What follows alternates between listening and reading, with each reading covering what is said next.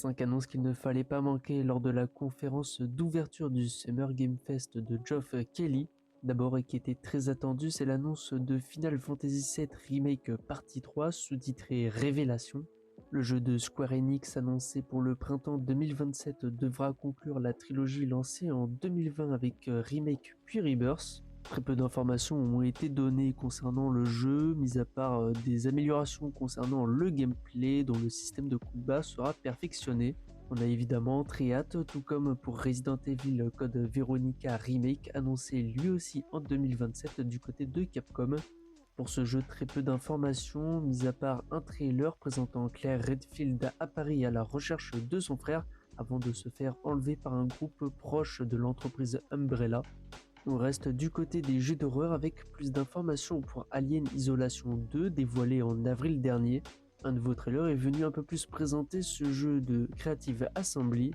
Pas d'histoire, pas de gameplay, seulement des environnements dans ce trailer, même pas une date, mais on peut espérer une sortie en 2027. Un jeu qui est lui aussi sans date, c'est The Last Ronin, annoncé ce soir du côté de Paramount Game Studio.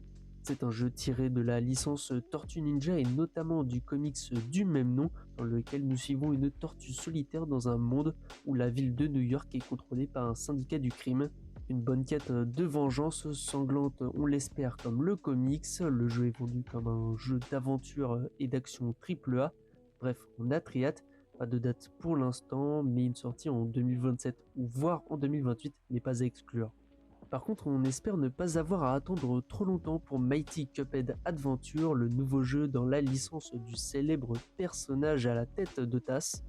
Cette fois-ci, excite le design en cartoon, rendez-vous sur Master System avec un bon design en 2D bien pixel à l'ancienne.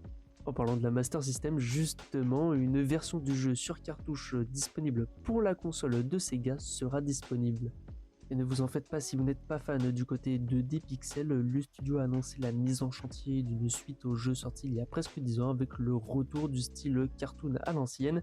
Aucune date n'est annoncée, le projet semble ambitieux, donc une sortie en 2028 n'est pas à exclure. Voilà, c'était les 5 grosses actualités et annonces qu'il ne fallait pas manquer lors de la conférence d'ouverture du Summer Game Fest. Rendez-vous dans les prochains jours pour découvrir toujours plus d'actualités.